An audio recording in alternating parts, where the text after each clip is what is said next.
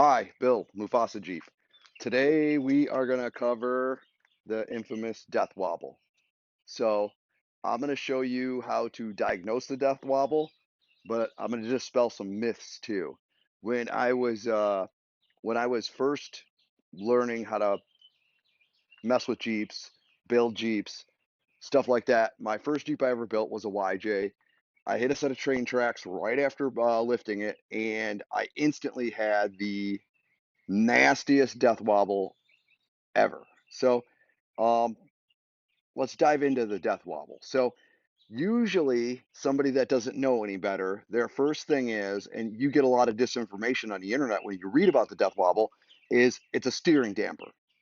So, I'm here to tell you right now, 99 times out of 100, it's never the steering damper.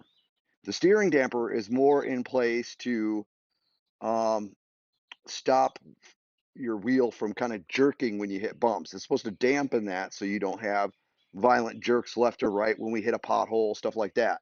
So, can a wore out steering damper help the death wobble? Yeah, it can help it, but it's not the culprit. The culprit is always in your steering components. When I say that, what I mean is it's usually a ball joint, a tie rod, something's loose in your steering componentry that's allowing it to have play left and right. And when it does that, it gets into that nasty death wobble. So, we're going to dive in. I'm going to show you how to diagnose the death wobble. I don't currently have the death wobble, but I'm going to walk you through the steps that you would have to walk through to see and diagnose, hey, how am I getting this death wobble and where is it starting? So, with that being said, I'm going to go ahead and take the camera. I'm going to have my wife jump in the Jeep, and then I'm going to take you underneath the Jeep, and we're going to start looking at the points that could go bad that will give you the death wobble. So it's not a death sentence when you get a Jeep and it gets the death wobble. Can Jeeps that are stock get death wobble? Most definitely. All Jeeps get worn out parts, and obviously, the bigger you lift them, like this one for instance, we're sitting with 11,000 miles, and at about 7,000, I put the 40s on. Instantly, when I put the 40s on, I'm pushing 130, 140-pound tires with rims, where the other stock rims and tires were probably, they were definitely a lot less. I would say they were 50 pounds or 75 pounds. I don't know. I never weighed them, but that's just to go to show how much more wear and tear you can get when we upsize these tires. Pushing around a tire that's wider, taller, and just heavier is going to wear out this componentry quicker. And most times your stock parts aren't really made to handle that. So when we do lift and we put these bigger tires on, the biggest plus you can do is change out your steering kit. When I say steering kit, you want to get a new Hardman bar, all your links, and usually do when you're doing that, you're already there.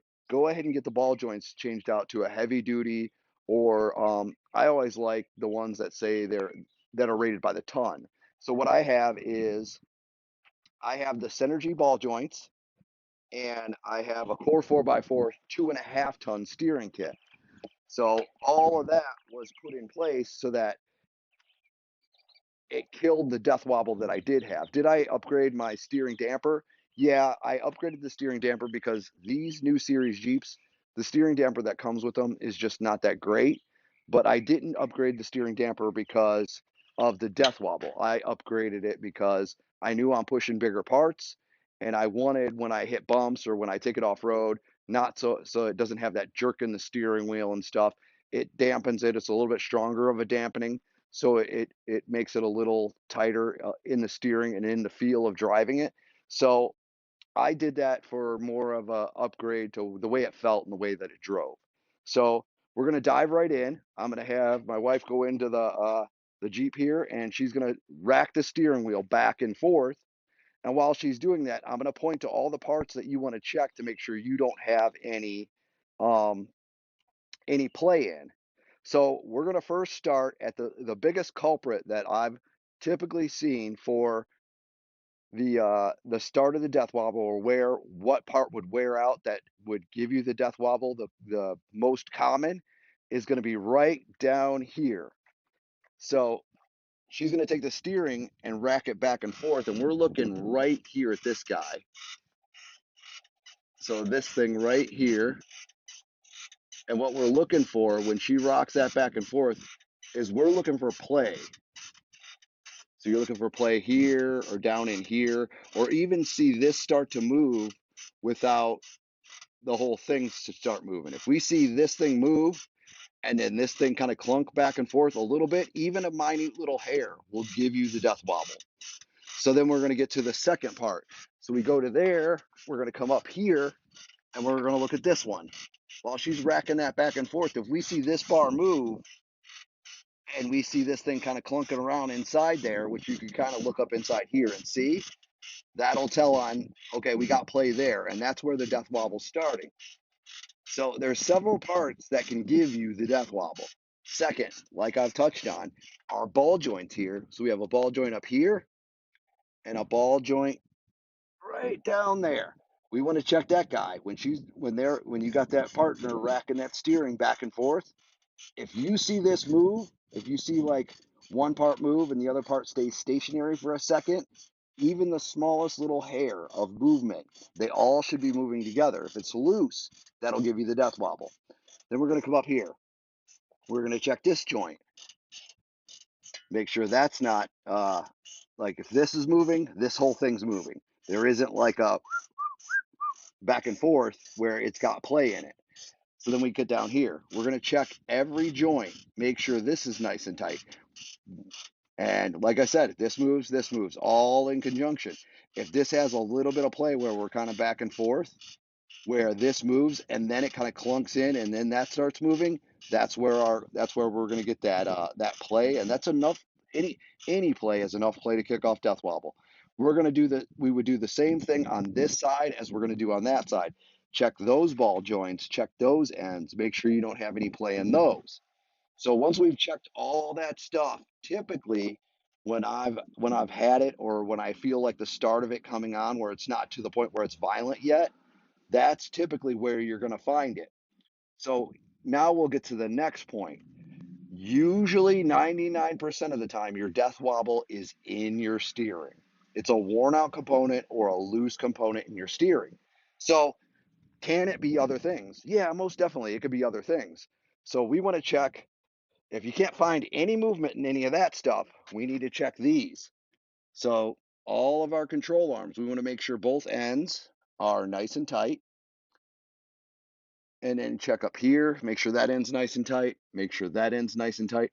And the same thing, when we're racking the steering, if we see the axle shift in those, then that'll tell you, hey, there's a component that's loose, and anything loose in this front end right here, i.e. control arms, ball joints, tie rods, any of that stuff that you find that's loose can kick off the death wobble.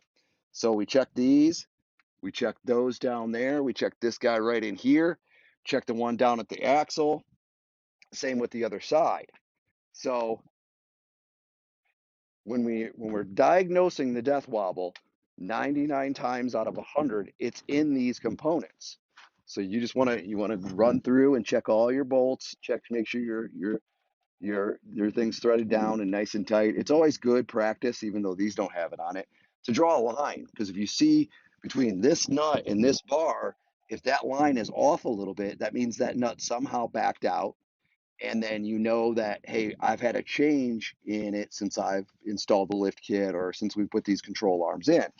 So putting those lines on those places will help you out greatly. Um, the other thing that has been known to cause death wobble, very rare, but can you get a shake out of your front end, excuse me, by your tires being out of balance? That's going to be more of a shake, an up and down, or a shake, a shimmy. You're going to see that at a speed. So say, unlike your death wobble is going to come on at a certain speed or after you hit a bump, and then it's going to slowly go from da da da da da da to violent back and forth to where it's almost uncontrollable, and you have to physically slow down to regain control of your vehicle. Where when we have a wheel that's out of balance, the best way I've always known to test this out is like if a wheel starts to go out of balance, you lost a wheel weight or just needs redone. What you can do is you push through it. And what I mean is, say I'm driving along and at 35, this thing's smooth and straight. And then I ease it up to, we'll say, 42. Well, as soon as I hit 42, if all of a sudden I feel this like shake going on and I know I haven't hit a bump, typically that's your tires are out of balance. So the way I test this theory is, hey, let's push it to 52. Let's see if we can get past that wobbling point where our balance in our tires is off. And usually what'll happen is you'll have a small increment where that wheel is like kind of hopping because it's out of balance. But if you push past that, all of a sudden it'll start to almost get smoother. It's a weird process, but anytime I've ever had a wheel weight missing or something like that, that's how I've kind of tested. Hey, is this what I'm really feeling, or is it the start of a death wobble? Because not all death wobbles will start out as super violent. When you start getting a loose component, just barely loose, you'll start feeling that shimmy back and forth. Where if it's a wheel weight, typically you could push past and it'll smooth back out. It's just at that certain speed, and I don't know how to explain that, but that's just kind of how I've seen it work. So there's a lot of questions about if I am not aligned properly, will that cause a death wobble? And most times, no, unless you're pretty far out on your.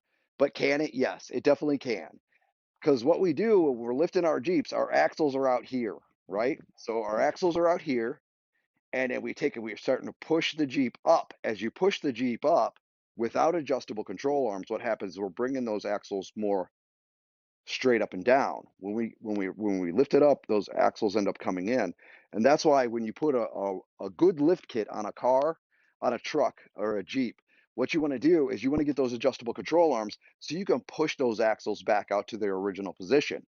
Now, let's say that you push the back one pretty easy. Adjustable control arms will make it.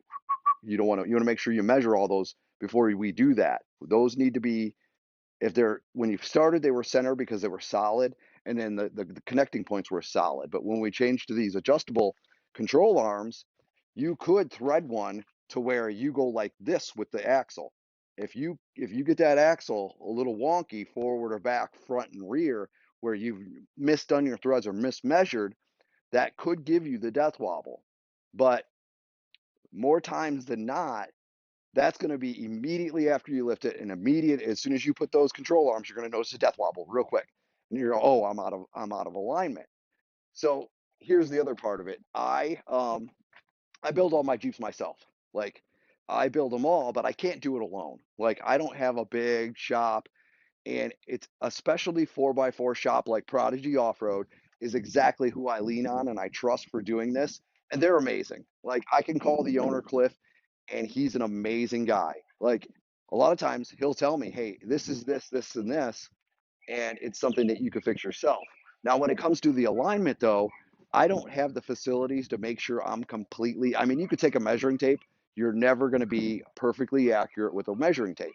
So lean on a trusted resource. And I'm not trying to knock Firestone or Jimmy's Garage up the street. I'm just saying it, take it to a specialist. When we start making these changes, these Firestone places and places like that, they just don't have the means. They don't understand. They're used to taking grandma's Grand Am and aligning it to back to stock. Where these we've altered heavily and we need them to get back to line. So like for us down here in Southwest Florida, Prodigy has always been awesome. It's the only guy I'll honestly let touch any of my Jeeps because I trust them. And there's peace of mind when I take them to them to where I know, hey, when I pick this up, it's going to be good. It's going to track right. They do an awesome, amazing job. I can't say enough about them. Obviously, I'm a moderator. They don't pay me at all to say this stuff, but it's just without Prodigy, these wouldn't be as cool as they are and track as good as they are. Because, I mean, let's be honest. We'll jump in any one of these Jeeps, and I don't even think twice about, like, this one just came back from 885-mile trip one way. So, like, you want to feel safe in your vehicle, and with death wobble, you're definitely not going to feel safe, and you're not going to take on an 880-mile trip doing that. So, death wobble is it's not that complex. There's a lot of things that you have to check, but usually it comes down to something very simple, like one ball joint, one bad tie rod, one loose nut, especially in your panhard bar. You get into those, like those things that are, you get one loose component, that's where it starts, and then obviously it'll get as it'll waller out holes and stuff like that. So inspect your rigs every so often, make sure all these components are nice and tight. It's good, I would say, every 6 months, get underneath there with your torque wrench, torque those things down, and make sure, if you have upgraded stuff like I do, you want to get in there, and they have the little zerks for your to grease them. Grease those items every 6 months as well, because we start getting metal on metal, we'll start breaking down the interior portions of the metal, chewing them up, and then you'll start getting play in those. So it's kind of like with routine maintenance. Like when you go get your oil change every 3,000 miles, or we'll say every 6 months at least, get underneath there, look at all your bolts, make those lines on those bolts so you'll actually see if they've backed off. But bigger than that, grease all that stuff up, and you know, hopefully this video helps people that don't quite understand it. Because like I said, when I was a new Jeeper, I didn't understand it at all. I always said, oh, like there was a point when I built a Jeep and I put a dual steering stabilizer on it. If you have the death wobble, a dual steering stabilizer looks fancy, but it didn't help the death wobble at all. And this is a true story. I had a JKU Mufasa 1. It was amped. It was a really cool. We loved it. We had a lot of fun with it. So I had the death wobble, and I didn't know any better. So I was like, oh, we're going to fix it with a dual steering stabilizer. So I went to Skyjacker, bought a dual steering stabilizer, slapped it on it, and proceeded to go ahead and use the Jeep with that. It wasn't 10 minutes after I had put that dual steering stabilizer on it, death wobble again. So I just threw like a dual steering stabilizer on something, thinking I was taking care of the problem, and I hadn't taken care of nothing. I just made it so it felt a little more secure when we hit bumps. So the stabilizer is not the answer to your death wobble. It's upgrade your componentry and double check and see which part has play. That's the part that's giving you the death wobble, and change that part. And it doesn't mean you have to upgrade it. You can get, if it's a stock Jeep, and maybe you have a lift and you don't have unlimited funds, it's fine to put a stock new part back on because it's crispy and it has no play. So, and typically it's on the cheap side. If we just need one tie rod or one ball joint to get that thing back to roadworthy, that's very little money. So hopefully this helps anybody that's going through the death wobble. I know there was years where I just didn't know enough, and then I started watching videos, started relying on my resources like Prodigy Off-Road and Cliff, and they explained these things to me. And once they explained, it made a lot more sense. Because, like I said, I was throwing dual steering stabilizers at these things, thinking I was taking care of the problem, and really I had done nothing but spend money on something I didn't even need. So, again, this is Bill, Mufasa Jeep. If you guys want to add any comments to this death wobble video, obviously I like reaching out to other resources. It's always better. More heads are better than one. So like, comment, share. We'll be uploading this later on today, and then we'll be doing some other videos here soon. Again, Bill, Mufasa Jeep, thanks for watching.